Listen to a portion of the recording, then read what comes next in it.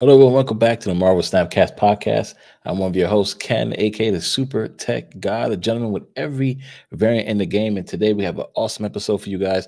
Might be a long one, so make sure you guys grab that popcorn, sit back and relax. We're going to talk about the new season in Marvel Snap, of course, which is the War of Nine Realms.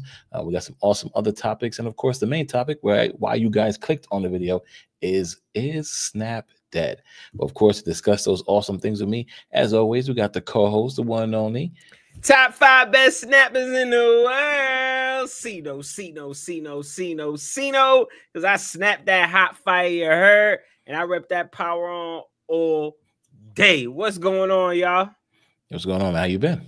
Good, man. I'm back. I'm feeling good. I know it's been 2 weeks. Everybody's asking what's the Snapcast. This is interesting. I know. They especially asking for Cino, man. I see it. I see it. Don't worry. I'm here. I'm here to rescue y'all.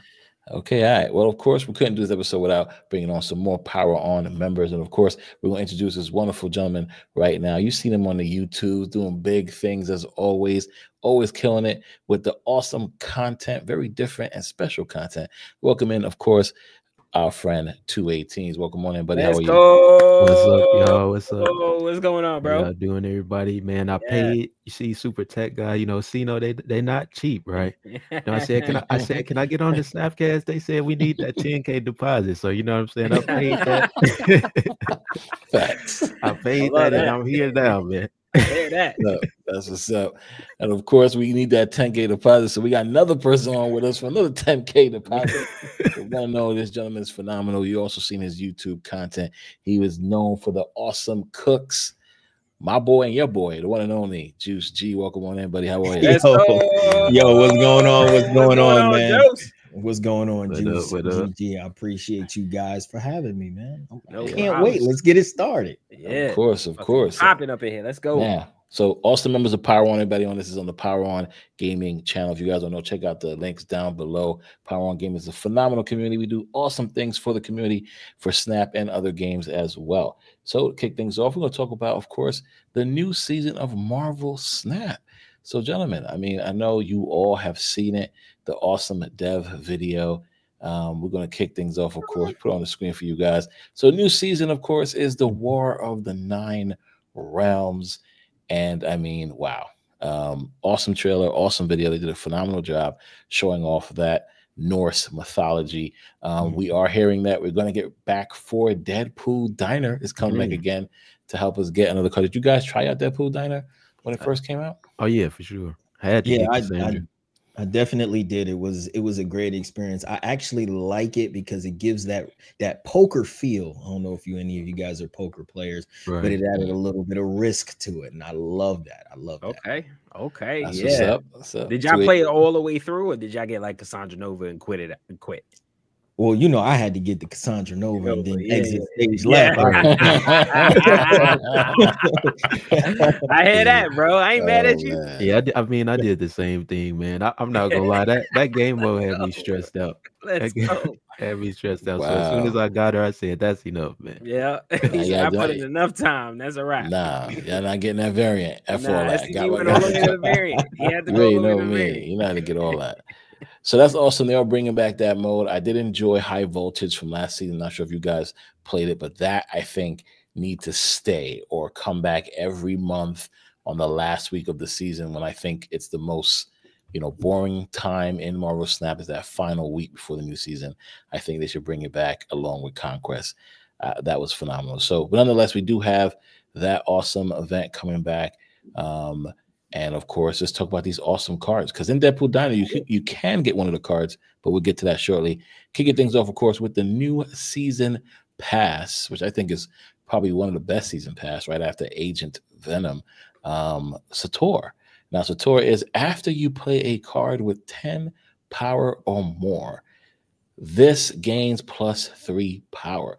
Now, reading this prior to the card coming out, I thought a bunch of other things that could happen, like Dracula taking an Infinite or something and help it out, but that doesn't work. The card has to be on the field, and then the card has to get 10+ power once it's played. So Black Panther, yes. Adding something like Agony to a card that has 8+ power, I think. I'm not even sure. Maybe. Of course, Hulkbuster works, right? So these things are the exception, but these cards have to have a base of 10 in most cases. I'm gonna start with the guests, of course. Juice G, how do you feel about Sator? Did you get the card? How do you feel about it? So I got the card. I think it's a pretty good card. I really enjoy playing it. I have a video on my channel right now featuring this card, and I got another one coming out tomorrow with this card. The good thing about this card is it's deceptive. Like, you don't know how big it's going to get because you're not entirely sure how many 10 drops you have. Now, what I did find interesting about this card is it says after you play a card with 10 or more power. So, like, for example, if you were to change a location and then, you know, it drops the 10 power monster, it doesn't trigger off on that because it's a play, right? So I did find that pretty interesting.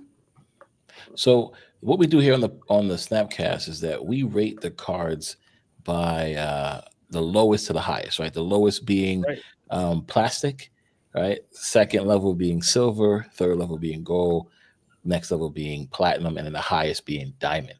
Now we do that because in some cases a card could be this close to gold, so we say it's double silver. So with that ranking system, plastic, whatever you may feel, plastic, silver, gold, platinum, diamond. What are you giving Sator, Juicy? So I'm giving Sator, I would say like a double gold.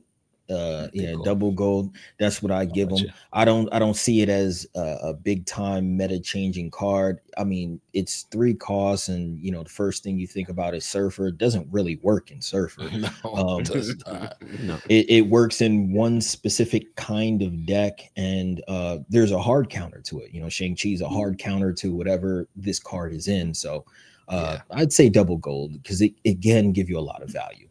Okay, awesome. How about you, buddy? How do you feel about the card and what you rank it? Right, I definitely like it, man, because I was already a big fan of, you know, that Scar Typhoid Mary, that Crossbones type deck, and I mean, he fits perfectly into that. I probably agree with Juice G. I'd probably give it a double gold. Of course, you could deal with it with Shang-Chi. Y'all know I don't know how to pronounce his name. Right? You could deal with it with Shadow King as well. But I think the cool thing about, you know, the deck that we see him in is you're already running Armor and Cosmo, because, you know what I'm saying, all of your cards can be dealt with Shang, who's like never like really outside of the top 15 like usage wise. So I mean, that, you know, you just kind of have that to protect yourself, I guess. So I mean, it's just very, very solid in my opinion. I don't think it's nothing too crazy, right? Like as you said, it's not an agent Venom, not anti-Venom. He might be anti-Venom, you know what I'm saying? He might be that's my man, we're gonna talk about that in a second. But I probably agree with Juice G, double gold. I like it. It's clean. Cena, what about you, man? I think so far all 3 of us are unanimous because it is definitely double gold, right? It had a chance, an opportunity to be a diamond if it wanted to. Now, if it was gets +3 for every 10 that's just on the field, right? Now that piques people's interest, right? Now that shit is granted it's cracked, right? So we'd have to bring it down to maybe +2 or something like that. You know what I mean? Because that would be OP. But that is way more intriguing than what we got, right? It had so much potential. It reminds me of Scorn, when the original Scorn, or Datamine Scorn, we should say.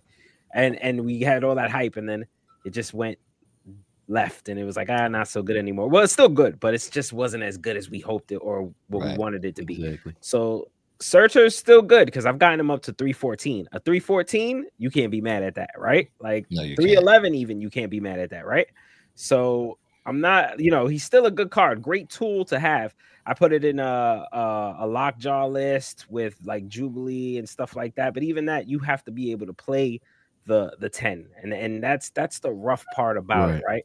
So I have like Crossbones in that list, I have Cull Obsidian in that list, you know what I mean? So now you could get those. I got Zabu in that list, so now it brings those down to 3, and I could play the 10s early, and then, you know, buff Sator right there, and you'll be fine. So I think it's a really cool way, a really good tool to proc up, but yeah, it's not meta changing.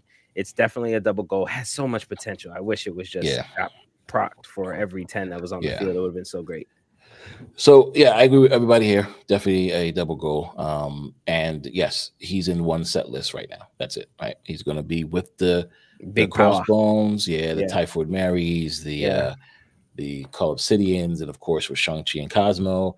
And I think that's about it, right? Unless you're going to be doing something, you know, those crazy cooks like our boy Juce G doing. You're going to throw in Shuri, drop a, you know, what's his name? A Hydro Bob on Shuri, so he becomes 10, and maybe that, right? Like that's the only thing probably different he'll be in. But for right now, I think he's in a typical list, and we all know what that list is. So once we see the Typhoid Mary drop or the Crossbones, we like, okay, we know what's next. So, right. Sator is just that kind of card. So yeah, double goal, hands down. All right, so the next card that came out with the wonderful season pass card was Frigger. No, I did not. I didn't call you. Stop right now. Yeah, we're gonna call it Frigger for the episode. We're gonna call it Frigger for the episode.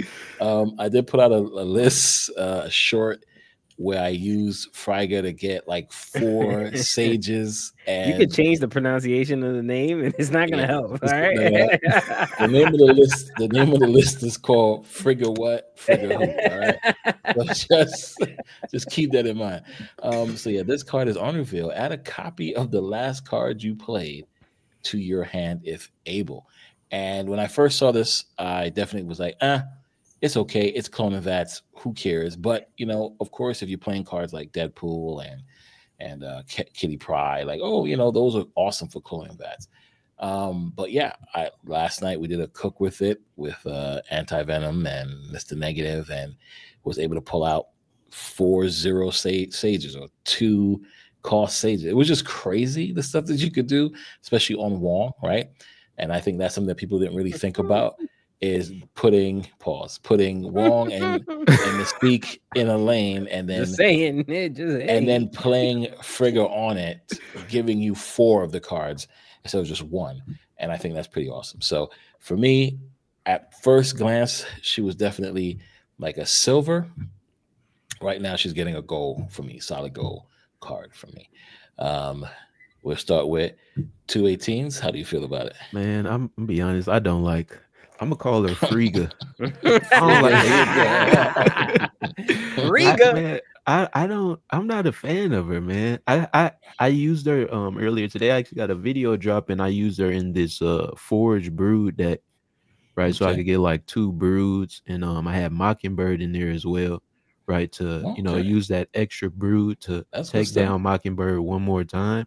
Mm-hmm. But in my opinion, and of course, you know what I mean. I heard you say, you know, you got your negative Wong, Mystique, but yeah.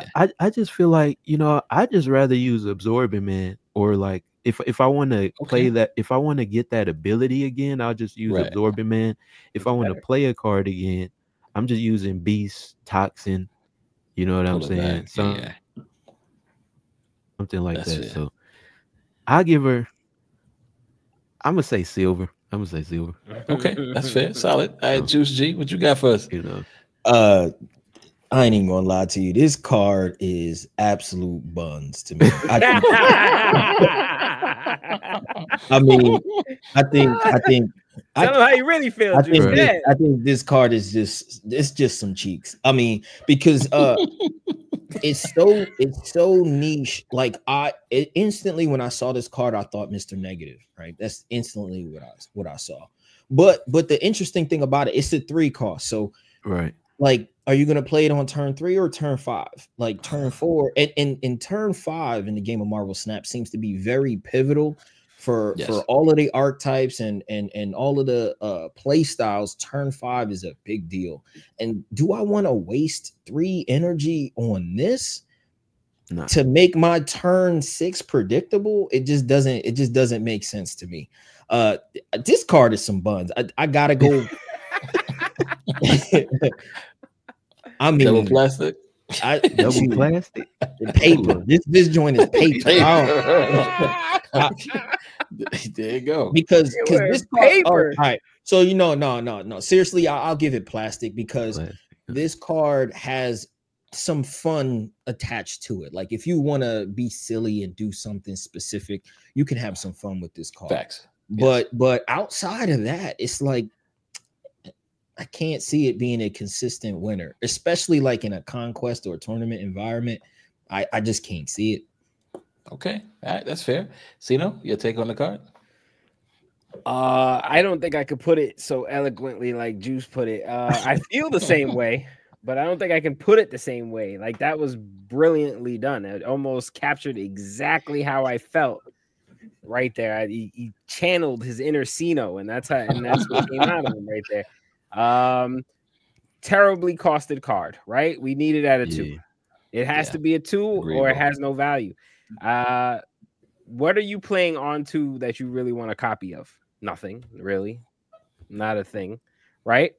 So we need to be able to play her at a lower cost later, right? Because we want to copy. Because even I was telling STG also, like, even if you want to copy the Thor's hammer or Moonyear or what's the other Stormbreaker, you gotta wait till late to do it. It's not like you know what I mean. You got to be able. Hopefully, you get that pull from the card list and you're good. But like, you got to play Lady Thor. That happens on 5, like Juice was saying, which is a pivotal turn. So 3, 4, and 5 are some of the most pivotal turns in this game. Probably more important than 6. So, in my opinion, like, she's terribly costed and it's not going to be able. We can't really do anything with her. Like 218s was saying, I'd rather play Absorbing Man if I'm going to copy the Brood, right? Like, so, like, no, I have no purpose for her. King Eitri actually works better for Thor, in my opinion, than Frigga, but we'll get to that later. But yeah, no, I'm gonna go. Damn, double plastic is bad. Like, that was shit. I was gonna say silver, but like, it is bad. No, I'm gonna say silver because maybe there's a way of salvaging it in the future with something else. You know what I mean? That we don't know is coming. But I just, it's really bad card, really bad cost. If it was a 2 or 1, may I say, that's dangerous. You know what I mean? Like, all right, now Frigga is something to marvel at, but nah, not right now. Yeah, I think they make it a 3-1. I think should be better, because at that point you could Ravonna her on 2. Now she becomes a 2 cost. You know what I mean, with Ravonna, or if you play her negative, she's a 1-3. So it's much better. I think if they make her even a 3-1, people will be happy. But yeah, just cut it a 2 and make her 2-2 at this point. And a 2-2. Yes. Yeah, we'll go with that level. Even though that's cracked, right? I mean, the things you could do, but like, maybe, still, like, but no, not really. I mean, I think it helps. I can still play a 3-cost card on 5 if I play Frigga, so I could copy whatever on 4. Right, correct. So I think that's what you need to do. Yeah, I guess. But like I said, unless you playing her on Wong, pause. She's a goal. Now we go on to the next level of this.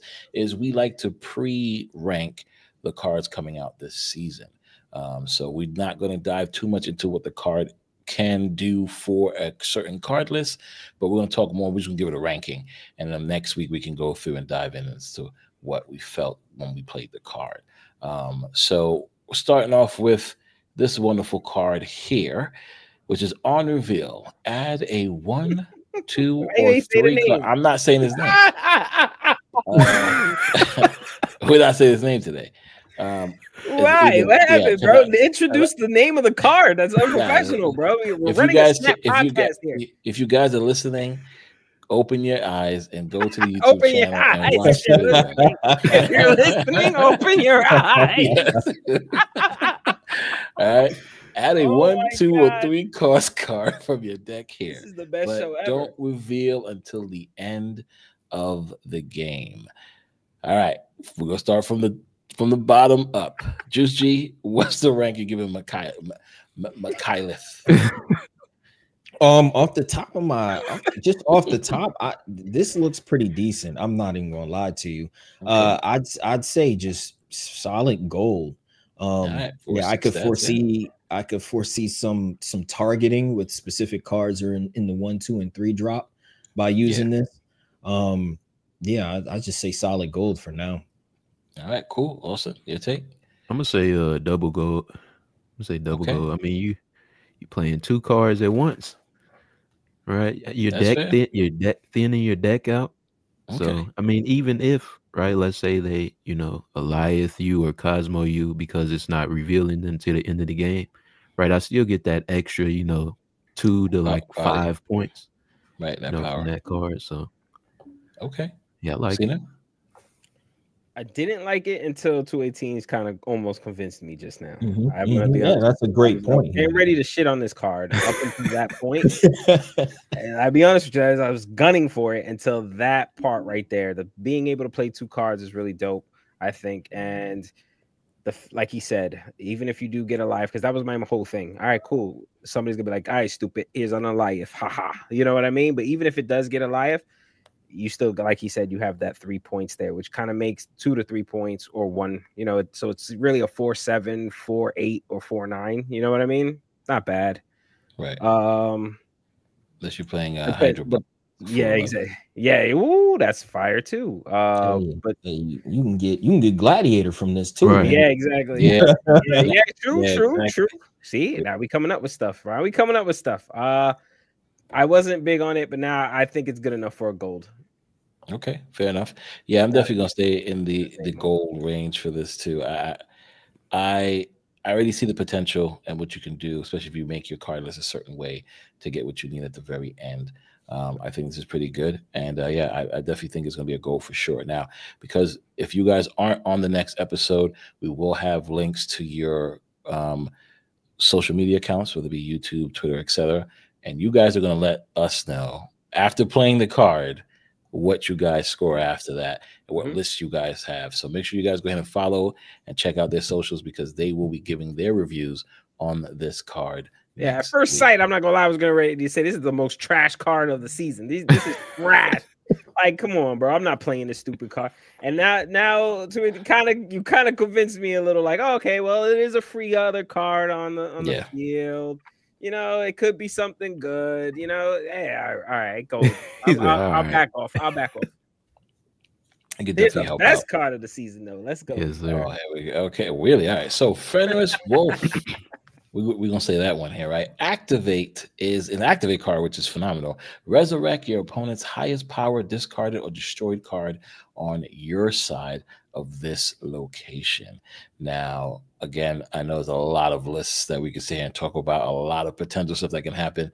We're just going to go with the score for now. I'll start from mine and go down. So I'm going to go Fenris Wolf is definitely going to be in the double platinum range for me. So double platinum for this card. Cino, how do you feel about it? Ooh, double platinum. Do I was feeling real diamond. I was feeling, you know what? Fucking, I've never given a diamond rating to a card on this show, but I think sometimes you just got to break your own rule because I don't believe in perfection. I think something wrong. There always has like an answer to it, but I do like Fenris. I think it is my first diamond ranking here, or rating, excuse me, on the show. Fenris, I think, is an answer for Circer people. You know what I mean? People playing big high power and then you cheat it and then get it right over to your side. It's brilliantly cost at 2. So you get it down nice and early, and then you can maneuver your way through the game just with that chi or whatever you can discard. With my man Moon Knight. Yes, excuse me, because I always get him and Silver Samurai. I always get them mixed up, so I want to make sure I was right on that. But yeah, bro, this is going to be the best card of the season. Just the way people are going to be using this is going to be ridiculous. So protect your high power cards out there, guys. Right. And my rating is diamond. Let's go. Yeah, I guess I'm next. I mean, Mr. Top 5, he said it perfectly. So I mean, I like this card. This is a diamond for me too. Let's go. 218s and Cino. Top 5 Juce GG, baby. Let's go. All right. So this card, math on that. I really wish I had like a bat or something, and I'd just take a black Sharpie and write NERF on it, because this is a double platinum. This card needs to get hit with the Nerf stick. Yep. Like, this is crazy. Like, this is absolutely insane. And the fact that it's an activate makes it even crazier. Yes. For 2 costs, you can take anything. Just like Cino mentioned, you throw Shang-Chi in there, you can start targeting stuff. I see this as a tech card, a really good tech card. It's good against people who are playing weird, funky destroy stuff. It's good against people playing discard. You know, it's just, It's so good in a variety of situations, and it's moderately statted at 2-3. That's nothing to sneeze at. This card needs to get smacked with the nerf stick. It's crazy. This card is cracked. Yeah, it's tough because like it's not even a one cost. So you Killmonger, Electra, none of that stuff is gonna happen to it. You have to play Red Guardian. Like you're gonna have to, right? But that still Red Guardian is a 3, so you still have 2 to 3 turns to kind of have that just lane protected. Lower cost. But yeah. Right, that's what I'm trying to say. It's crazy. And the crazy thing is, even on top of that, like that Red Guardian is being wasted because it's countering something that you're using to counter something. It's not even right. what it's intended for. So it's just insane how good this card is. There's no way this doesn't get hurt. That's fair. That's fair. We'll see what happens.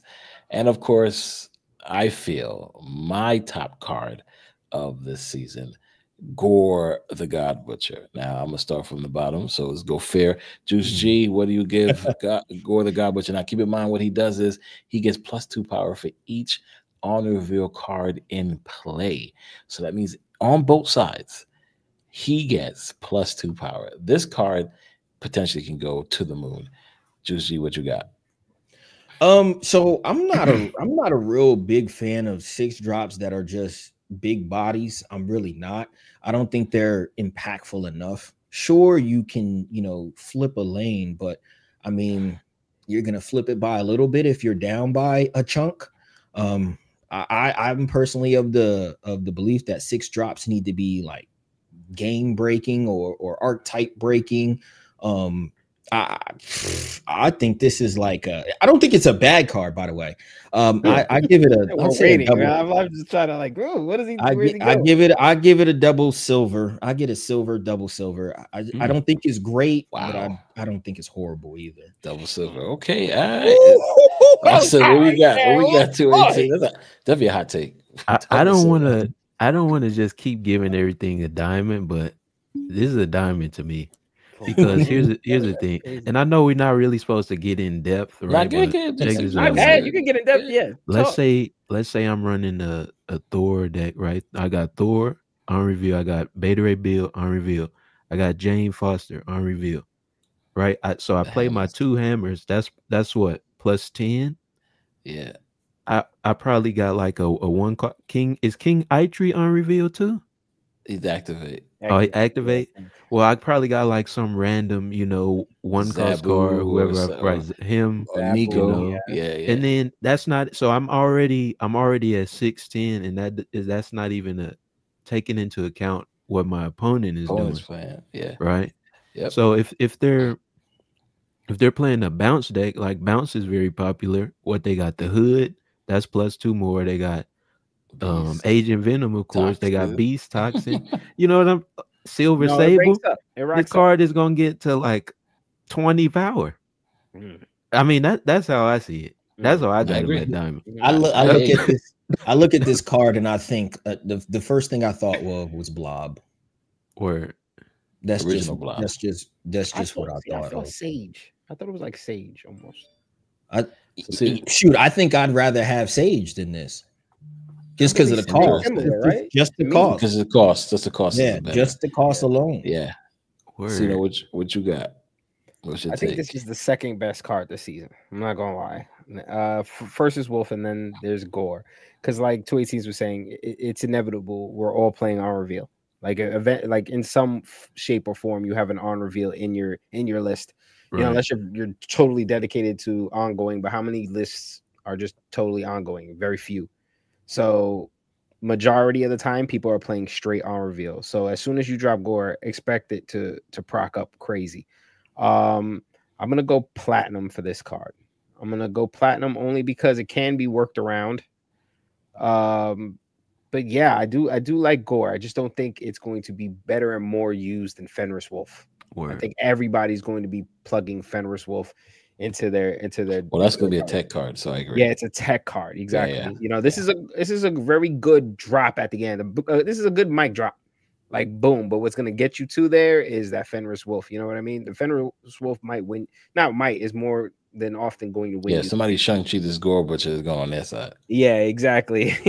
You're tight after that, or you're Shadow King, then it's a wrap. You know. Oh wait, no, you can't Shadow. Yeah, Just Shang-Chi. Yeah, just Shang-Chi. But if you got you know Kyra out there, it's a different story. But nonetheless, yeah, this is my platinum card for the season. I think it's gonna be the best card out there. Right. And I'm not even thinking about dropping it on 6. I'm thinking about, you know, it got to be in the deck with Anti-Venom and Mr. Negative, right? Making this a 0-6 card that now starts to add up with the unreveal. The numbers are going to be bananas. And yes, you need to protect this. So whether Armor or Kyra, maybe it's a good ending to some bounce list. I don't know. I don't think you need to bounce this at all. You can Zola it. I'm thinking Mr. Negative with Zola. That's my only thing about it. I mean, those are the things that I look at when I see this card. That's actually pretty interesting. Get it to 0-6 or Taskmaster, right? These are the things that we have to think about, right? That's the big surprise. So if you can Anti-Venom or Mr. Negative this card, right? Coming down to the end. Okay, now we're cooking with fire. Your turn 6 play is Gore Zola or Gore Taskmaster, right? You're getting to that level of it. And I think, like you said, I love Sage. And if with me and Sage, though, I have to get the Wand, the Mystique, and get Sage to like 40 power. But with this, it could probably get to 40 power all by itself, right? And then Taskmaster it or Zola. So I think, yeah, I don't know. This is the best card I feel this season, and I can't wait to see what we all cook up. It's going to be a very interesting time. All right, then we go to the last. I had a question about this card. Do you think that this card would primarily be a Mr. Negative card? Yeah. Once I saw -1 and its power, I said hands down this is going to be a negative staple card now. So between this, Taskmaster, Iron Man, those 3 cards now will become a negative staple, right? There's some lists that have Zola, but not all the time. Those are the lists that probably run null, right? So destroy negative is what you normally get with that. But for sure, you're getting Iron Man. Before sure, you're getting Taskmaster. And I think now people are just playing Sage and Cassandra Nova, right? Like those are the staple cards now, negative. Add this to it, right? Because now... And I think that's why Taskmaster had to get nerfed, right? Because that was a 5 cost. Now, hey, look at this. And keep in mind, guys, this works with Ravonna. You see what I'm saying? So definitely a negative deck. This becomes a 5 cost. 5 cost, yes, correct. So we all have to keep that in mind. So yeah, I think 100%. What other list I think is going to be good into? Yeah, that is actually pretty crazy. I think nobody's going to think about, or they should, Tribunal. Because this drop with a Onslaught on top of it, and then Tribunal another lane, it's game over. See, I was thinking about your Sage list. Instead of having Taskmaster, you can have Gore. Yeah, but think about that. Tribunal with this card, it's going to be interesting. Now, the hard part is your side is not giving on ongoing, right? For your opponent's side, but again, with Onslaught, that should help make up the cards that you aren't playing that are on reveals. So if you normally play 5 rogues, y'all, right? Yeah, if you normally play 5 on reveals, at least now you're playing half of that. At least and chances is gonna be a problem. At least put that shit on a Cosmo because you're gonna have to protect. It's gonna be crazy. Yeah, you gotta protect the Gore. Right. Then we have King Entry, a gentleman who created Storm Eitri. Yes, Eitri. There you go. Who created the Stormbreaker and Moon Year. This wonderful gentleman will be part of the access to get through Deadpool Diner. And of course, it is to activate 1 cost card, which is draw a card from your deck that didn't start there. So we got to keep in mind this card has to be played before you play the Thors. So greatly cost at 1. I feel this card will be definitely a double silver. I think because it only draws 1 card, and you can't re-trigger it, right? If it was on reveal, different story. The score is going up because we could have played that, Grandmaster it, or Odin. Odin or Wong, and then play it in like a Thanos deck, right?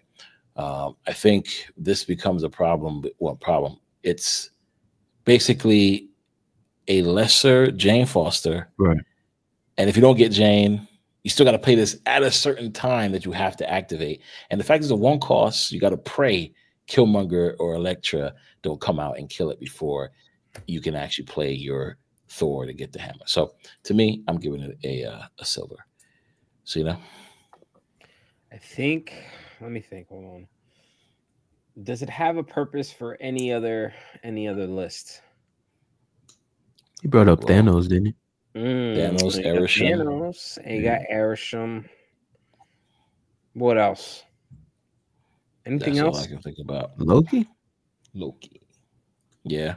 Okay. All right. But it just brings one card, right? So correct. It's a little damper. I get what you're saying. I think this is better for the Thor, and I think it directly ties into kind of that Thor. But like Juice is kind of in 218s where like it could be used in other ways.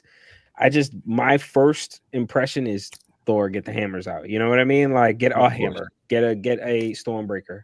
And that's better than what Frigga is going to do for you. You know what I mean? Frigga, you're not going to be able to pull that off unless you have magic and you have an extra turn. Well, and that's risky to play. I mean, this works better. This works better with Frigga, right? Because Frigga, you can play this on 1.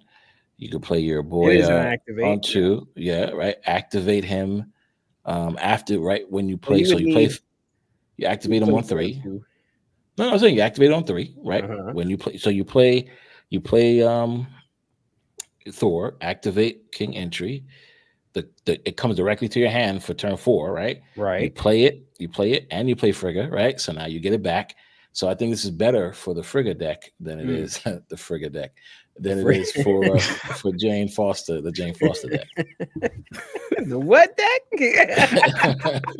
The Frigga deck. So there it goes. I guess that works. I guess that kind of works. I guess it gives you purpose on 4, even though I'm not really. I mean, we got Beta Ray Bill though. Yeah, I got Beta. I was about to say that. I'm not really trying to play Frigga on 4. I'm trying to play Beta Ray Bill on 4, and then on 5 maybe activate. I'm not arguing with you guys, because to me, I'd rather Grandmaster, right?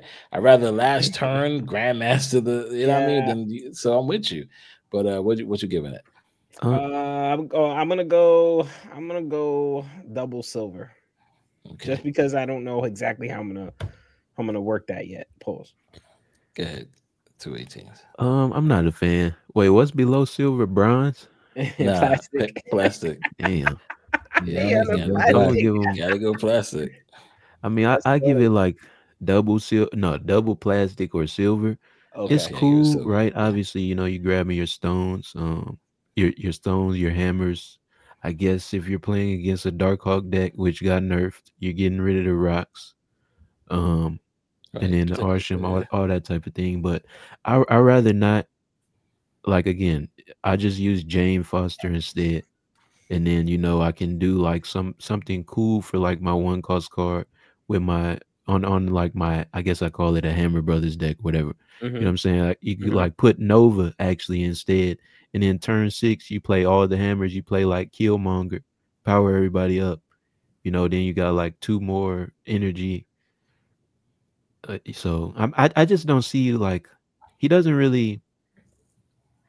not like a first option to put in any deck. So right.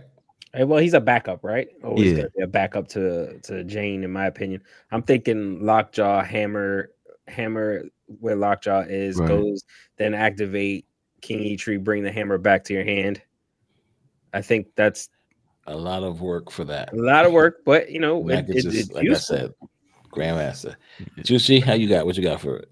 All right, so I think I'm thinking a little bit differently from you guys. Okay, I like that. Let's go. All right, so I do split it up a little bit. So if it's in Loki, Arsham, or Thanos or something like that, I'd give it a double bronze or whatever. But in Thor, I give it a gold, and I don't see it as a this or that. I think as an improvement in consistency, because you don't always draw Jane Foster. That's right. You know what I mean? Right. So I think any level of consistency that you add to a deck is useful. And next it's a 1-drop. What else? What's the 1-drop in Thor right now that is just like a gotta have it in there? I really can't think of one. That's fair. So I think that you can easily find its way in there. It's one energy. There may be some times where, you know, you're just one off curve and you happen to have it. You just play it down. If you happen to not draw your Jane Foster, you can get your hammer, you know, or you can get your Stormbreaker.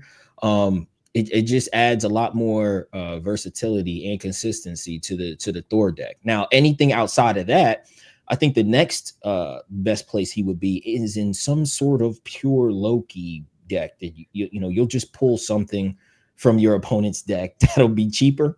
You know what I mean? You may pull something great, you may pull some trash, but you know, it's just more like a dice roll in that sense. Right. But if it ain't Thor, then it ain't gold. That's the way I see it. That's fair. Great. That's a good point. Nah, I like that. Good point. I think this is exactly what it's for. It's definitely for Thor. So, but yeah, like you said too, 218, some way to, you know, counter the Darkhawk, right? So the rock slides, throwing rocks, take the rock out, right? I guess I just wish it was on reveal so you can re-trigger it more. The activate portion really hurts because, yeah, I mean, like you said, Thor is the way to go. But it would be nice if you could have reactivated and get the Stormbreaker and the hammer. Nonetheless, that's our take on it. That's a take on the cards. We'll see what happens when it comes out. Now, we do have some awesome spotlight catches, as you guys know. I think Thena Valentina's pretty good cards. With Friendless, we have Annihilus and Werewolf by Night. Awesome cards there as well. With Gore, we have Legion, which is must-have. Havoc, another great card as well. And we have these awesome locations that are coming out. We have Valhalla. After turn 4, cards here repeat their on reveal abilities. Correct. That is, this location is going to be phenomenal, right? Absolutely crazy. Cannot wait for that.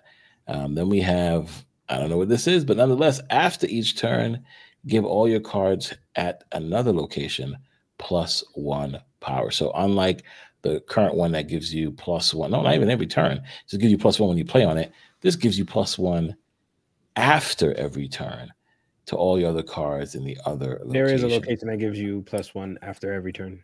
Just that. What location is that? Y'all know what I'm talking about, right? Yeah, I know I exactly. forgot the name of it. Yeah. No, does it give you +1, or when you play a card there, you get +1? No, every card in this location gets +1 every turn. Yeah. What location? Yeah. Okay, it's the one that flashes. I think it's Muir Island or something like that. Something like that. Yeah, it's the one with like the watery type effect to it.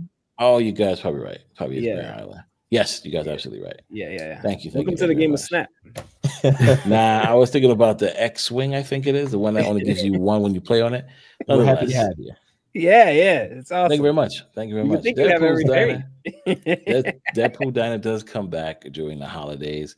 As you guys know, this is a Disney IP, and they will never, ever say Thanksgiving or Christmas. They will say holiday. So the week of the 21st is Thanksgiving that some people do celebrate in the States. And that's when Deadpool Diner will be back, which makes a lot of sense. Now, we do have some albums coming out. This album already is out with an awesome Thor from Alex Ross. The Silver Surfer from this. Some of these variants are crazy. Yeah, that's why. They're super colorful. Cannot wait for these. This album is going to be crazy. And we have also these awesome food eating variants, which I think is going to be pretty awesome as well. But yeah, this shop takeover with all these colorful variants from that artist, the one that did the Surfer, it's going to be phenomenal. So I'm not gonna lie, they kind of killing those cards. Those will look great. Bro, these all look so good. I cannot wait for these variants. Then of course we have the food eating variants again during the week of Thanksgiving, aka the holiday variants. So pretty cool. Cannot wait for those as well. Then of course, as always, we have Twitch drops happening starting the 19th of November. So not too long from now, probably a week or so from now, to the 25th. Pretty good drops. Always a good time when we are snapping it up. So after seeing the cards, after going through the rankings and doing all those awesome things we just discussed, we did have a video with some PWRON members put out at the beginning of the season, right, saying what their top card would be for said season. Now, Juice G and 218s did not get a chance to put their picks in, but luckily they can say what they feel is their top pick and why. We got them on here now. So all right, so let's go. We'll start with 218s. Why? What is your #1 card pick for this season and why? I gotta go with it's Fenris Wolf, right?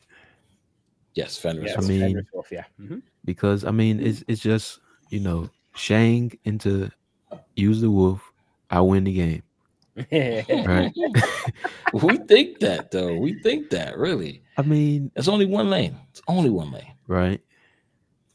But you can Shang or opposite lane. You can't really like, because they can play like if they see you play Fenris Wolf, they can like play their strongest into that lane so that you can win the other two lanes. But yeah, man, it got to be Fenris or Gore. I think I'm leaning more toward Fenris though. It's just and it's because, you know, Shang is so popular, and I guess you can kind of get a little cheesy and, you know, do something with Gambit, right? Something with like a late game Yandu. Yeah. You know what I mean? So yes, take the biggest card that's left. Yes. All right, Fenris Wolf for you. Okay. What about you, Juice G? What's your top card of the season? Hey, I gotta pick the one that is just. I think this card is gonna get nerfed. Fenris Wolf is absolutely crazy. I think it has so much versatility. The fact that it's a tech card that is 2 costs and you have over 2 power, and that's if you never get to use its activate, it's still a useful body on the board.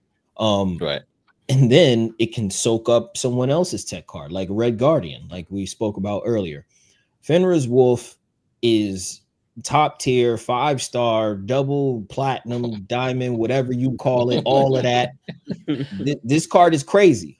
I will be spending 17 keys to get this card. 17 keys. I hear that. Let's go. Yes. I hear that. All right. So listen, Juice. If we count in the video, you guys could check out the video link down below.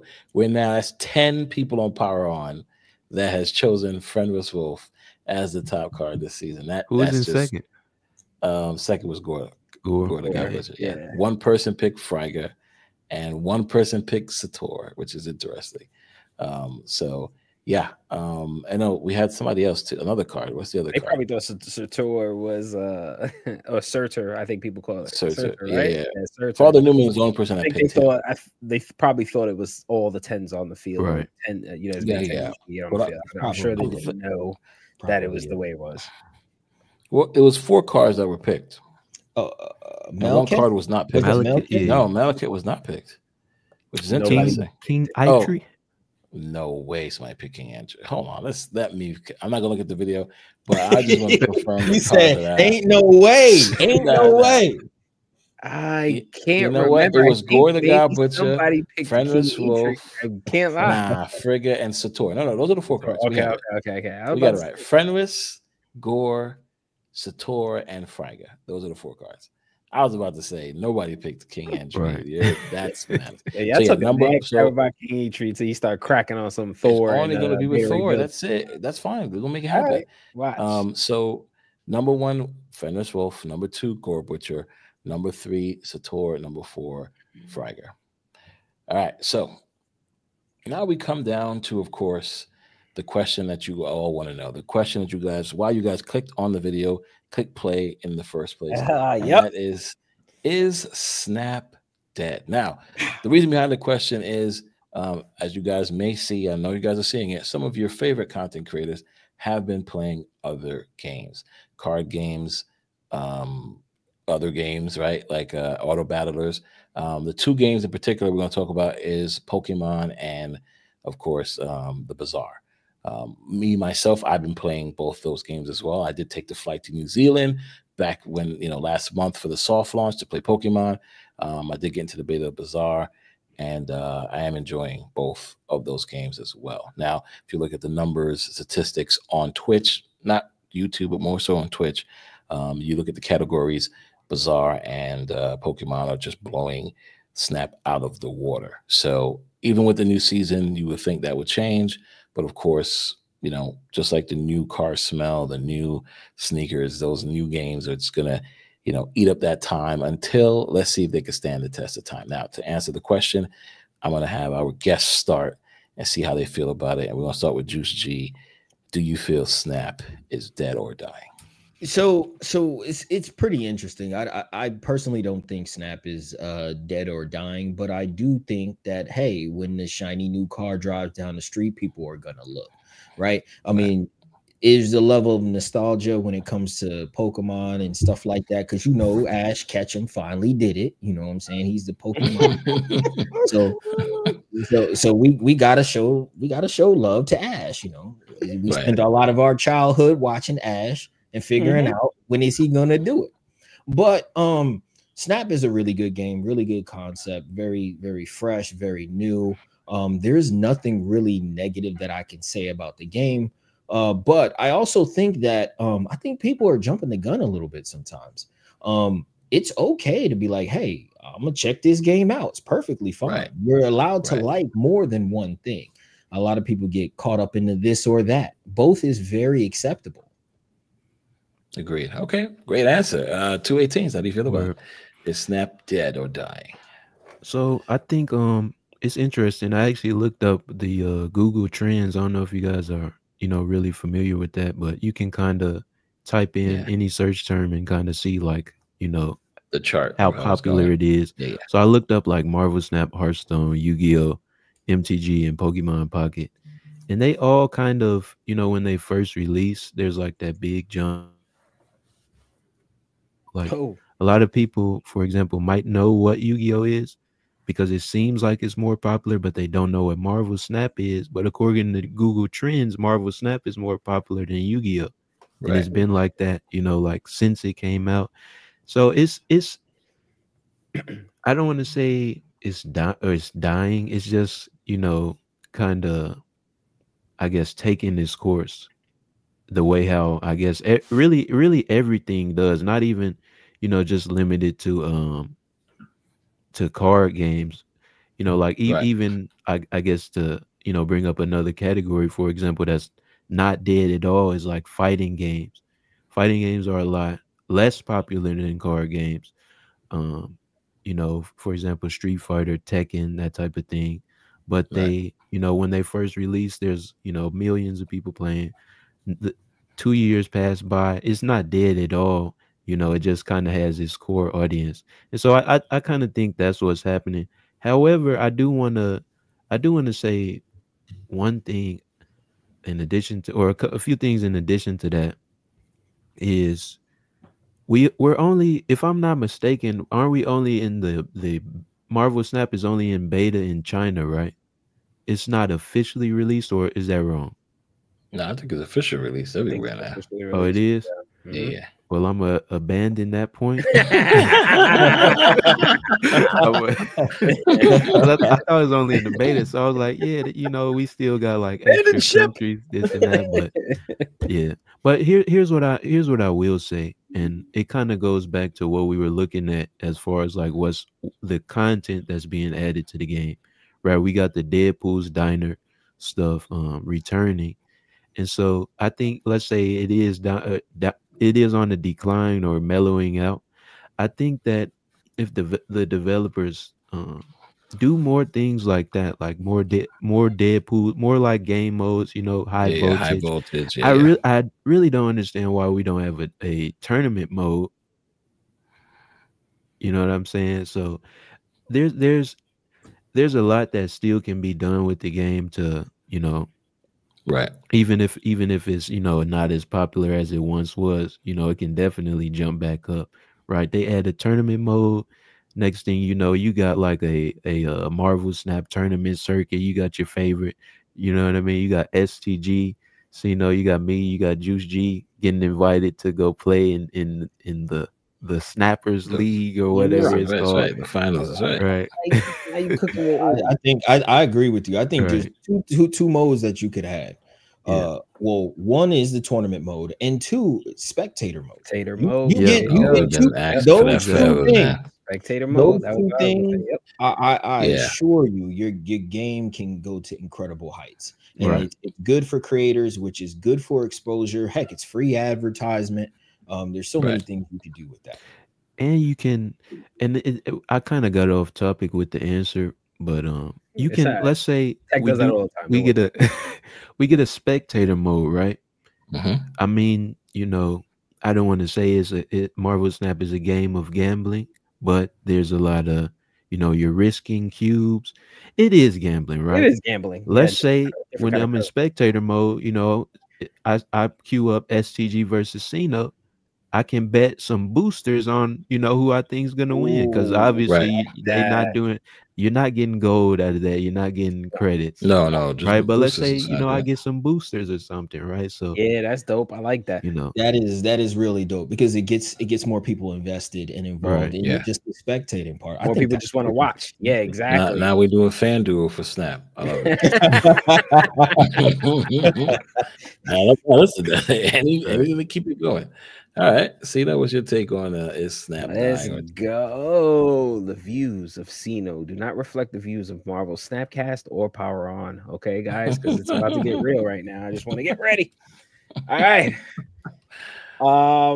Not hating on Pokemon at all. Not all. If that's your game, do your thing. You know, if you like it, I love it. The shit is boring to me. I'm sorry, guys. And this, you know, I liked Pokemon back in the day when I was in like junior high school.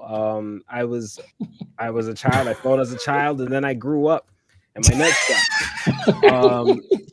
I cannot play a game where I'm like, Jigglypuff, look at Jigglypuff, guys. I can't do it. Like I hit you with that Jiggly Eevee. Like I can't do it, guys. Like I heard poor STG have to say today, I can't wait to get back to streaming so I can find my Lapras. I was like, oh, it's over.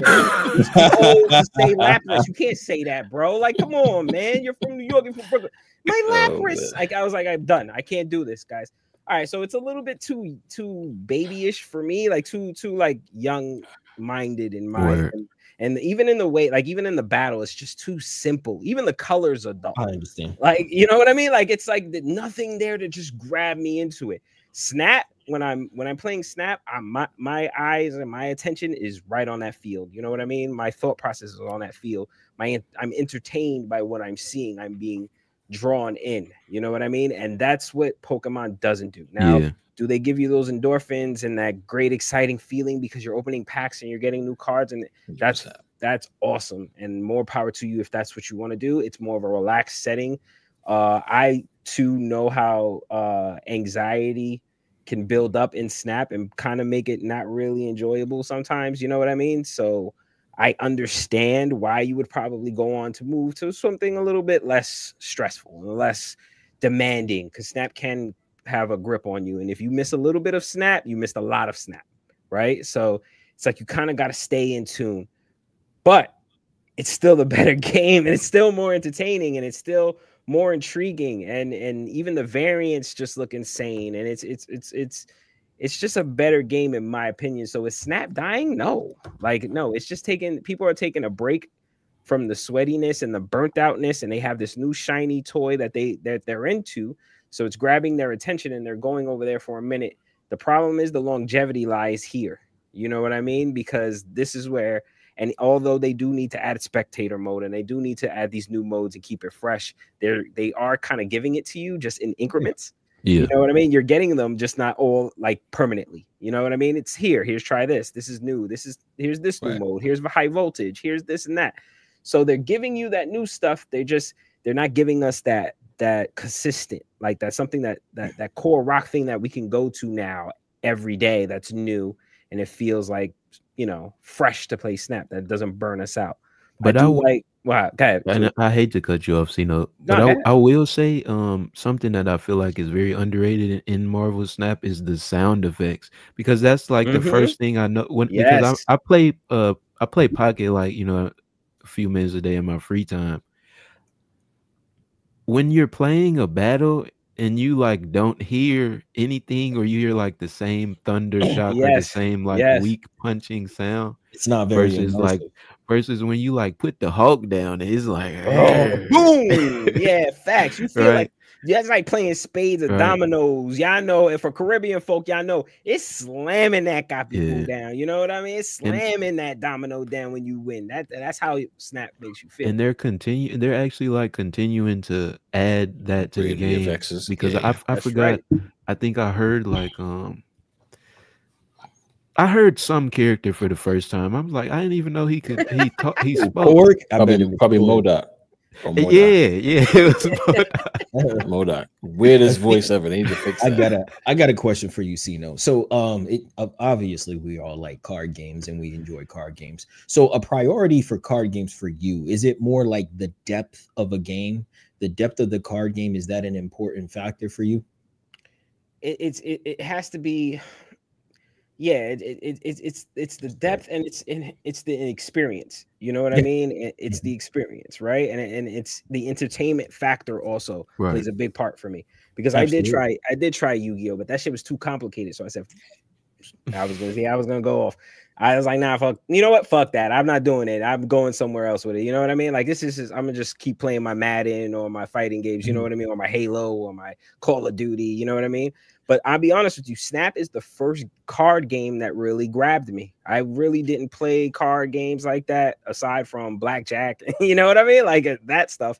But like card games wasn't really my interest. Snap caught my interest. That's how I know Snap is for the everyday person, and it's actually pretty special. Right. And I asked that question because you said, Pokemon Pocket seems simple, and it does, and it is. But one of the best things that I find about Marvel Snap is that you're able to just like walk past it, look at it for 10 seconds. Someone say, hey, you just need to have a higher number. Cool. It's easy to grasp. 2 locations. Easy to pick up and play. But the skill gap in players and in play is a bit wide. You know what I mean? Like control priority, and stuff like that. So that's what makes the game so good to me. I just wanted to hear your thoughts as far as your prioritization for like the depth of the game or the sound effects and the entertaining parts of it. Right. Yeah, absolutely. And the fact that let's not front. Snap can be played anywhere on the go. You could be going in the bathroom, like you could be chilling, you could be at a restaurant, you could be, unless they have Wi-Fi and you can't play the game. I don't know who would do something like that. Right, STG. Of course. But like, or you could be anywhere, like going home on the bus or something like that, and to entertain yourself, you could play a quick few games of Snap and just be entertained and still making your way through, casually playing. You don't have to be sweaty and play Snap. You know what I mean? You can casually play it. And I think that's what makes it special. It can be played for the people who want to be super competitive. It can be played with the people who just want to be casual and maybe want the cosmetics and stuff like that. I think that dualness about it makes it special. And that's why I don't think that it's going to die out. I think people are just only going to come back after they've experienced Pokemon for a certain amount of time. It's kind of like eating Popeyes or something, or your favorite fast food or something for every day, right? Now, through the first few days, you're probably like, this is the best fucking shit ever. This is the best food ever. And then by some point, you get to I'm tired of this. I don't want to eat this anymore. You know what I mean? Like, please give me something else. You know what I mean? So I think that's where I think people will start coming back. And I also want to add on to that, Sino, and go Juice back to what you were talking about as well.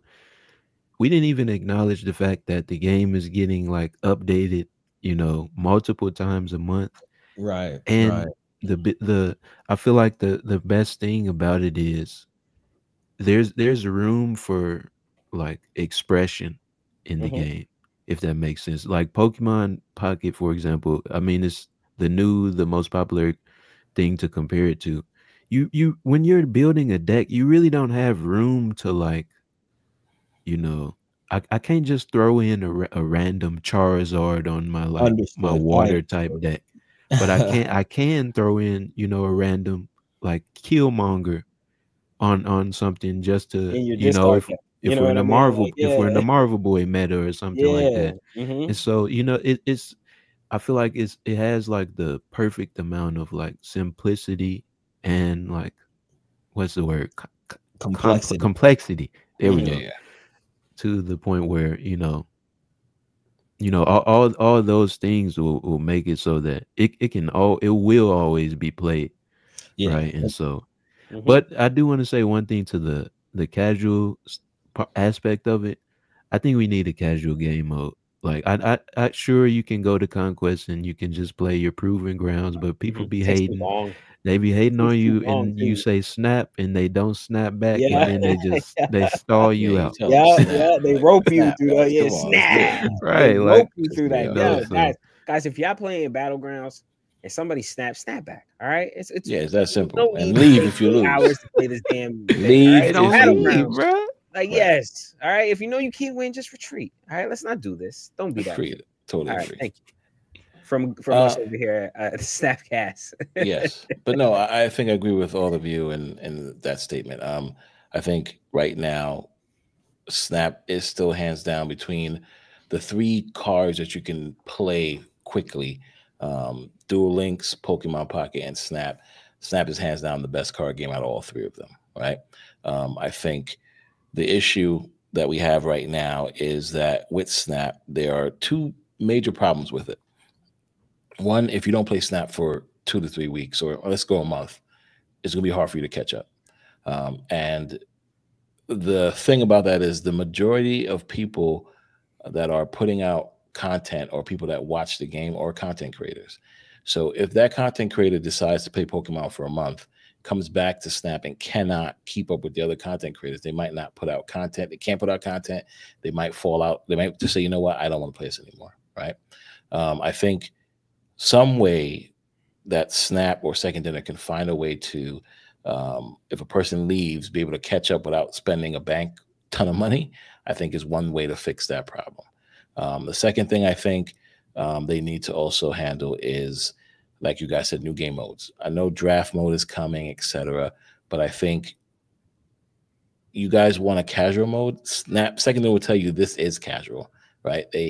They're not looking at esports. They do not think it's at that level to be an esport game. So I think, on the contrary, it could be an esports game. And I think if they do take it to that level, if they take it to the level of, hey, let's be serious and make this an esports game, it will grow even better, I think. I agree. I agree. I think so. Those are the 2 major problems I think Snap has right now. But it won't die because it does have the casual player for sure. And it has the players that are going to dabble in both, right? You know, if you look at people like Jeff Hoagland, he's playing both Snap and Pokemon. Same thing with Dexter, right? So as long as the content creators are dabbling in both and they're not falling off to the wayside, I think Snap, as far as numbers go, will keep the numbers. Does the numbers equal death to the game? I don't think so. Because like you guys mentioned, Tekken, Street Fighter, even Yu-Gi-Oh! Duel Links probably have like 20 people, 100 people. That game is not dead. It's far from dead, right? It has updates. It has its core audience, its core players. So I don't think Snap is going to go anywhere anytime soon because of the Marvel IP. Yeah, because of the Marvel IP. Come back on them drops. And like you guys mentioned, I think it is one of the best card games ever, right? The whole thing, from the art style to the VFX to the mechanics of the game, is just flawless across the board. Right. So Snap is nowhere in jeopardy of dying, regardless if the numbers on Twitch are nowhere near it should be. The fact that we have patch updates, OTA updates, it's a Marvel IP, and it goes in, you know, it coincides with the Marvel shows, the Marvel movies. Yeah. It's just, it has that, and the community itself will never let Snap go away. If you ask the community what they prefer their content creator to play Snap. Now they're sticking around to watch Pokemon and Bizarre, but they will tell you, I'd rather them play Snap. So that's how I feel about it. Snap is not dead or dying. And if anybody tells you otherwise, I think they're lying. They wrong. 100%. Now, back to Pokemon. Yes. I said it from when I was in New Zealand. Opening packs feel phenomenal. It does. When I was in New Zealand. Yeah, but the gameplay is like, this is ridiculous. But the gameplay, no, does not. It's fun, and it's fun, I think, but it doesn't catch my eye like Snap. Not no way, no how, no shape. So let me ask you something, STG. When it comes to the gameplay of Pokemon Pocket, how different is it from just the regular TCG, in your opinion? It's not. Well, the regular Pokemon TCG or any TCG in general? The regular Pokemon TCG. The only difference is you have less cards. Like I said, I give it the Duel Links comparison. There's no energies in your deck. Correct. Like if you think about a normal TCG Pokemon, you're thinking 22 trainers, 3 energies, like 9 Pokemon. This is the watered down version. Like I said, Master Duel or Yu-Gi-Oh is the 80 card deck, 8,000 life points, where Duel Links is half that, 40 card decks, 20 card. So Pokemon Pocket is exactly, to me, the comparison of that. We're just watering down the card list, and like you said, you don't have any energy cards. So to me, it's typical. It's the same thing. It's a typical TCG. So if you played any other TCG besides Snap, to you, this is the best thing ever, right? I catch myself sometimes in Pokemon Pocket wishing I could Snap. Yes, I've been caught doing that. and I think that's why I feel Snap is such a great game. Not the poker aspect. I know it's a poker aspect, but the fact that if I'm playing other games, Master Duel, Yu-Gi-Oh as well, like I feel so confident. I want to snap something right now just to let you know I'm winning this game. Yeah, I got the diamonds. So yeah, no, Snap never existed. This is the best battle mode, the best play we've ever played. But coming from Snap, and like Sino, there's a lot of people that Snap is their first TCG. So them playing Pokemon is like, this is 100% trash. But that's not the case. It's not trash. It's not trash. It's just compared to Snap is a different game. Yeah, but to you guys, get to be the very best that no one ever was. This is their TCG. So listen, do you get to do that? I'm just saying, do you catch them up? I came from reading paragraphs on Yu-Gi-Oh card decks, right? Like, you feel me? Like, this is completely better than that, right? So to us, we're like, TCG, this is fine. This is not a problem. But you want to compare it to Snap? Yeah, I am way more entertained with dropping, like you said, a Hulk. Watch it. It's so bad. In my opinion, I'm sorry. I'm not gonna keep raking it over the coals like that, because I know I'm gonna have some Pokemon people coming for me. I know they coming for me. Maybe not. You guys played the DC game? The DC no. card so game? I loaded it up one time. I played it one time. It seemed to be decent, but the software seemed very bad. It was buggy. Like I think it would have had a shot if the software wasn't so trash. Or if it was mobile, for sure. I think the DC game captured that Snap and TCG feel together. Like, it captured the both, right? You had the graphics, you had the voiceovers, you had the cards, you had the opening of packs. Like, I forgot how I call it, DC Dufo, no, whatever it was called, DC something. It had it. It just needed, like you said, a better software, etc. So that we don't, harp on this topic way too much. The last question I have for all of us here, well, three of us, Sino too, but three of us more so. You guys are not full-time content creators, right? Right. No, not full-time. None of us, right? None of us are full-time content creators. But we are in that realm of putting out content once or twice or whatever a week. Do you feel obligated that you have to dabble in the hottest thing out there, or you guys make content on what you like? Who wants to start? Any one of you, jump in. Honestly, I make content on whatever I want to make content on. I mean, to be completely honest, I understand that for the most part, I'm going to be driven by the audience. So if like my audience likes to see me play XYZ game, that's cool. But at the end of the day, my audience wants to see me, especially if you have like a different kind of personality. Maybe they will want to see how you respond to a different game and how you suck, or they want to go on the journey with you as you become better at another game. Some people enjoy that. But I tend to be like, hey, this channel is for card games. Well, I'm playing card games. I'm trying it out. I ain't got to stick with it. I ain't got to love it or like it, but I'm going to try it out. Yeah. Okay. Right. All right. Right. Yeah. 218s. Do I feel obligated to, I guess, for lack of a better term, like trend hopping? Yes, trend hopping. Great word.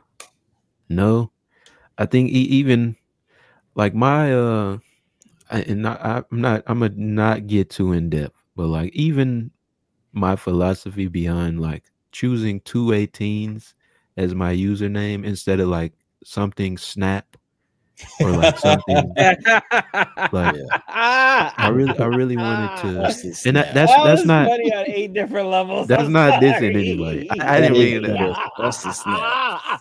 I didn't,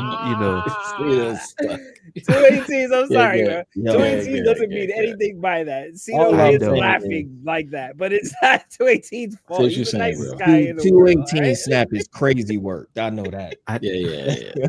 But I guess, like, my philosophy behind content creating is just I just want to have fun doing whatever I'm doing. Like, of course, the majority of my channel is Marvel Snap, but sometimes I'll come on there and just like rant on a random topic, or like try a different game out every now and then. And I think that when you sure, hopping on whatever the biggest game is, I feel like it's good in the short term, or good if you're able to continue doing that, but you're not giving yourself a chance to, I guess, develop an actual core audience that cares about you outside of whatever the game you're playing is. Right. Because, they're just expecting you to, play whatever the biggest game is at that time. You're not really giving them a chance to actually enjoy your content for you, as opposed to just enjoying it for, this is hype right now. So me personally, no. All right, fantastic. That's what I want to know. And I think guys, tell them we set the trends. We don't follow them. You heard? I mean, I hear that, but that's exactly what I want to know. And that's exactly what it was. See, but what I don't think, if you play, let's say you get something that's trendy, right? You get the most popular thing, right? And you play it. I don't think it's you basically bandwagon hopping or hopping on a trend if you play it and you like it. If you play it and you like it, and then you like, all right, cool, and you could tell that the person's really, if you're playing it, you don't like it, and you're just there like miserable, but still playing it because you're there. Right. Like, for example, well, you know what? Let me not do that. But like, there were some people that hated Snap, and they would play Snap, and they would just be so miserable every day on stream playing Snap. It's like, yo, you don't have to do this. Like that. That's when you're like following. You're chasing clout, or you're chasing the trend, or you're just, you know what I mean? You're kind of like, you're being a slave to it, and you don't have to be like, yo, just if you feel like this is not making you don't have to slander it or be like, oh, see, this is why.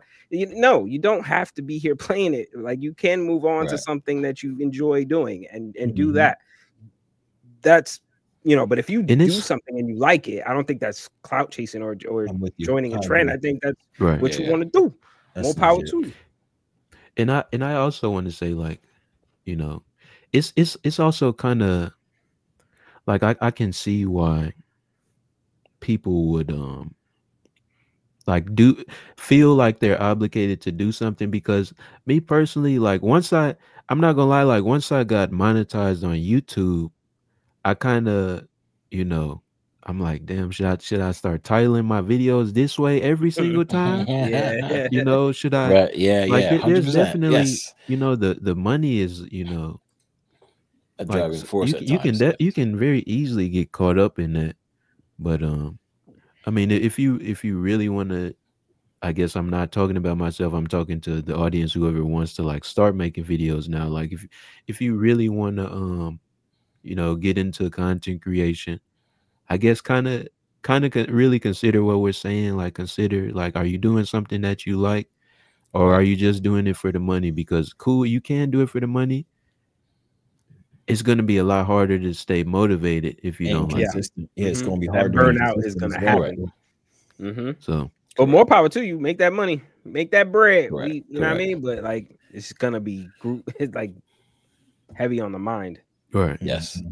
Now we could be here all night, because it sounds like we definitely could talk about. I do like it. No, we good. But we're gonna save it for the next episode when you guys come back on.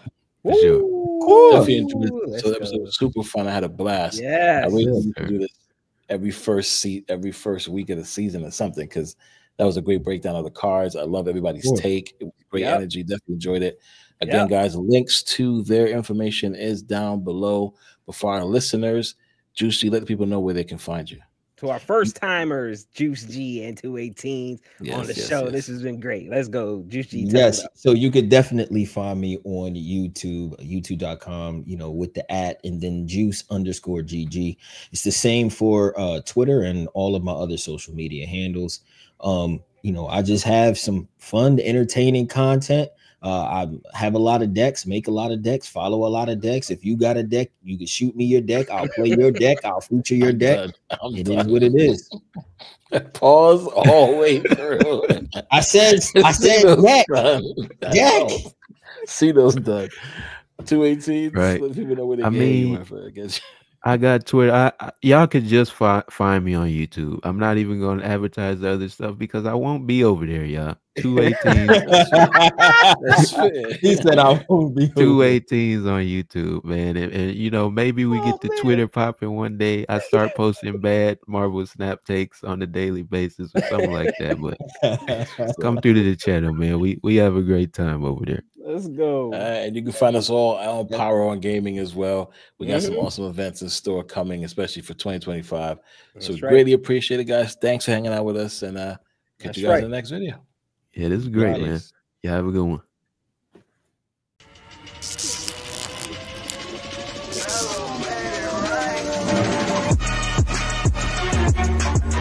PWRON is hosting their very first Fortnite tournament, and with the new Remix Chapter 2, this is the perfect time to bring it to you. This is going to be a trios-based tournament, so get your friends and get the grinding, because you gotta be platinum ranked to get in. Why? Because there's prizes to be won. First place team is gonna get 5,000 V-Bucks each. Second place team, 1,000 V-Bucks each. The tournament will be held in Reload 0 builds, so the action should be crazy with all the respawning going down. So get your team registered on the official Platinum Power Discord for more information and details as they arise.